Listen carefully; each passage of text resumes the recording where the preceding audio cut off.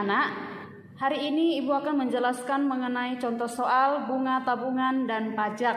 Kemarin sudah kasih PPT-nya ya, sudah ada di sana, contoh soalnya juga ada, rumusnya dan pengertian. Hari ini Ibu jelaskan lagi biar lebih mengerti. Baik, contoh 1 mengenai bunga ya. Ini mengenai bunga di dalam tabungan atau bunga tunggal namanya ya. Oke, contoh Randy menyimpan uang di bank sebesar Rp500.000 dengan suku bunga 18% per tahun. Tentukanlah jumlah uang Randy setelah 9 bulan. Jadi yang ditanya adalah jumlah uang Randy setelah menabung 9 bulan di bank tersebut. Oke, kita lihat penyelesaiannya. Nah, sebelumnya Ibu sudah kasih di dalam PPT bahwa rumus bunga itu adalah W kali P kali U, di mana W di sana adalah waktu atau lama menabung dan P di sana adalah suku bunga yang ditetapkan oleh bank dan U itu adalah modal atau uang awalnya. Nah, B di sana adalah bunga. Pertama-tama kita hitung dulu bunga dalam 9 bulan. Oke, jadi di sana sudah dijelaskan ya bahwa dia tadi menabung 9 bulan. Jadi 9 per 12 karena dalam 1 tahun ada 12 bulan. Dengan bunganya tadi 18% berarti 18 per 100 kali uang yang ditabung awalnya adalah Rp500.000. Oke nak ya. Nah, kemudian ini kita coret 2 nolnya, maka dapatlah ini 9 per 12 diperkecil jadi 3 per 4 kali 18 kali 500, maka dapatlah bunga 9 bulan itu adalah 67.500. Nah, yang ditanya adalah uang Randy-nya setelah menabung dia 9 bulan tadi. Nah, jadi uang Randy di sana adalah Rp500.000 ditambah bunga 9 bulan 67.500. Jadi uang Randy selama 9 bulan adalah Rp567.500. Oke, contoh yang kedua masih di dalam bunga tabungan. Oke, contoh yang kedua adalah paman meminjam uang sebesar Rp1.000.000 untuk dijadikan modal usahanya.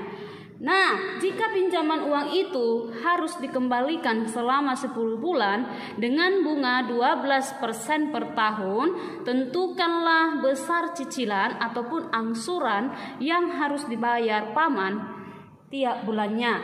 Nah, yang ditanya di sana adalah cicilan ataupun angsuran, di mana tadi si paman kita itu adalah meminjam 1 juta, namun dia bukan mengembalikannya secara menyeluruh, namun dia membayarnya secara bulanan atau cicilan namanya ya.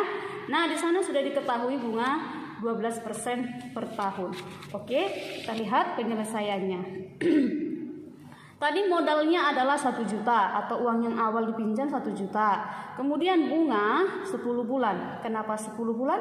Karena yang dia pinjam selama 10 bulan. Dia mau angsur selama 10 bulan.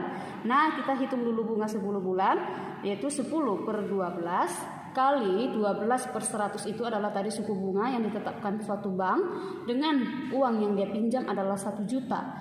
Nah, setelah dihitung dapatlah bunga 10 bulan itu adalah Rp100.000. Oke, jadi besar cicilan yang harus dibayar tiap bulannya adalah uang awal atau uang yang dia pinjam ya, atau pangkal, ini namanya pangkal atau uang awal yang dia pinjam dari bank, kemudian tambah dengan bunga 10 bulannya tadi 100.000 dibagi 10 bulan karena dia cicil per bulan. Jadi cicilan si paman adalah 110.000 per bulan. Jadi inilah yang diangsur paman tiap bulan, yaitu sebesar Rp110.000. Oke, yang kedua adalah mengenai pajak. Nah, pajak ini dibagi 2 ya.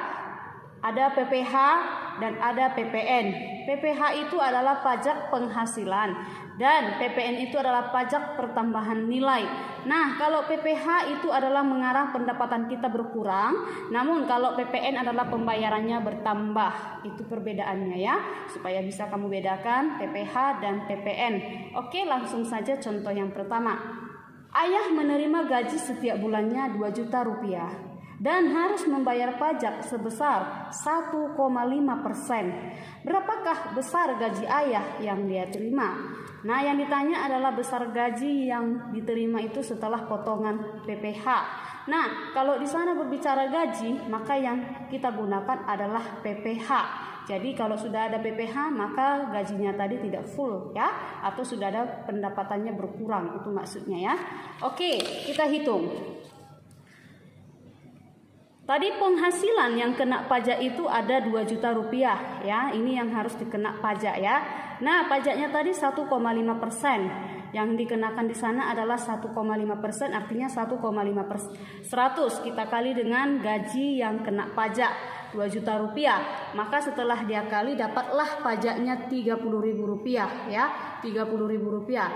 Nah, jadi di sana besar gaji yang diterima ayah itu per bulannya adalah 2 juta rupiah dikurang tadi PPh 30.000, maka dapatlah 1.970.000 rupiah. Jadi inilah gaji bersih ayah setelah potongan PPh 1.970.000 rupiah per bulan. Itulah gaji bersih yang diterima ayah tersebut. Oke, contoh yang kedua masih di dalam pajak ya. Nah, contoh kedua ini adalah mengenai PPN, pajak pertambahan nilai. Jadi kalau sudah ada PPN berarti pembayaran kita sudah bertambah.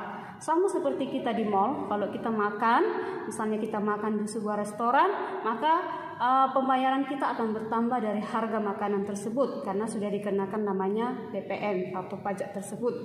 Oke, langsung saja. Chandra membeli sebuah televisi dengan harga 3.800.000 rupiah.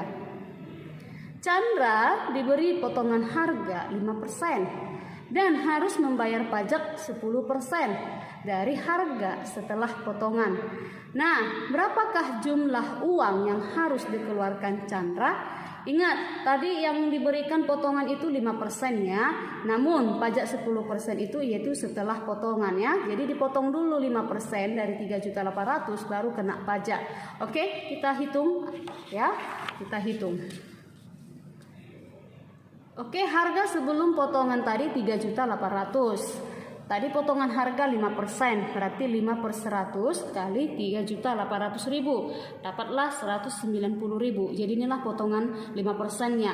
Jadi kita kurangkan dulu setelah potongan 3.800.000 rupiah kurang 190.000 rupiah, maka harga televisi setelah potongan 5% menjadi 3.610.000 rupiah. Ini masih harga televisi setelah potongan 5%-nya, belum kena pajak. Oke. Nah, maka besar pajak yang harus dibayar adalah 10% kali harga setelah potongan. 10% itu artinya 10/100 kali 3.610.000. Ini setelah dipotong 5%.